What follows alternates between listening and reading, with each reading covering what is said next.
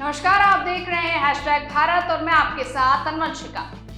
बाराबंकी की दरियाबाद विधानसभा सीट उत्तर प्रदेश की राजनीति में हमेशा से ही चर्चाओं का केंद्र रही। कभी इस सीट पर नारा गूंजता था, जहां न चले कट्टा और तो वहां चले अरविंद सिंह गोप, जो समाजवादी पार्टी के कद्दावर नेता अरविंद सिंह गोप के प्रभाव को दिखाता था।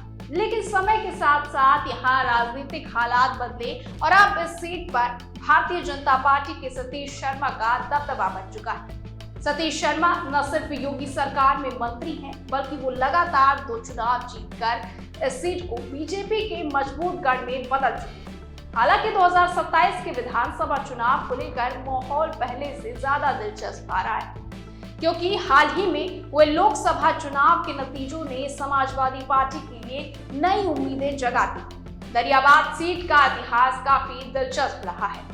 लंबे समय तक इस क्षेत्र में राजघराने का प्रभाव रहा और राजीव कुमार सिंह जैसे नेताओं का वर्चस्व कायम था। लेकिन परिसीमन के बाद यहाँ के राजनीतिक समीकरण बदल गए और नए सामाजिक समीकरण उभर कर सामने आए।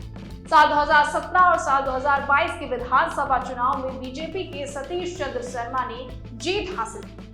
खास बात यह रही कि साल 2022 में समाजवादी पार्टी ने अपने मजबूत नेता और पूर्व मंत्री अरविंद सिंह गोप को मैदान में उतारा, फिर भी बीजेपी ने बाजी मारी। इससे साफ होता है कि इस सीट पर बीजेपी ने अपना मजबूत आधार तैयार कर लिया है।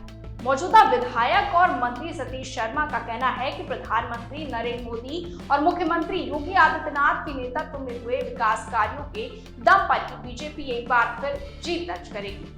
वो राशन योजना, किसान सम्मान निधि और प्रधानमंत्री आवास योजना को अपनी सबसे बड़ी ताकत मानते हैं। उनका दावा है कि इन योजनाओं का सीधा लाभ जनता को मिला है और यही उनकी जीत का आधार बनेगा।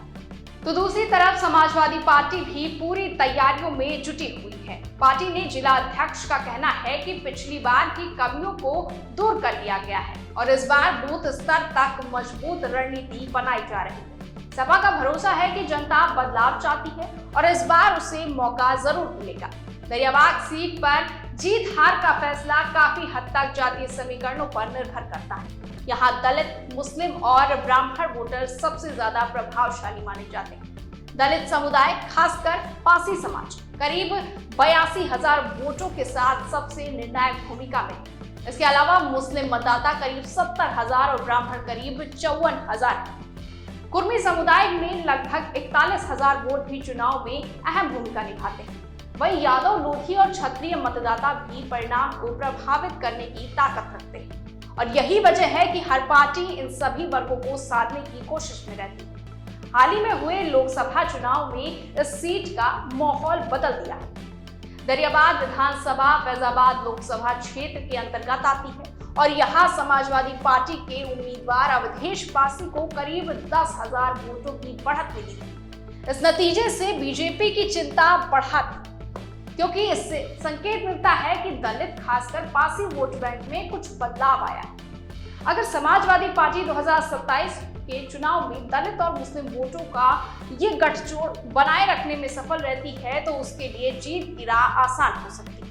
वही बीजेपी की कोशिश होगी कि वो अपने पारंपरिक वोट बैंक को फिर से मजबूत करे और विकास के मुद्दे को केंद्र में रखे। अब सबसे बड़ा सवाल ये है कि साल 2027 के चुनाव में दरियाबाद की जनता किसे चुनेगी? क्या लोग विकास कार्यों के आधार पर बीजेपी को फिर से मौका देंगे या फिर जातीय समीकरण और बदलाव की चाह समाजवादी पार्टी के पक्ष में माहौल बनाएंगे? आने वाला समय ही बताएगा कि इस हाई प्रोफाइल सीट पर किसकी जीत होगी। लेकिन इतना तय है कि इस बार मुकाबला काफी कड़ा और दिलचस्प होने वाला है। फिलहाल के लिए बस इतना ही। बने रहिए हैशटैग भारत के साथ।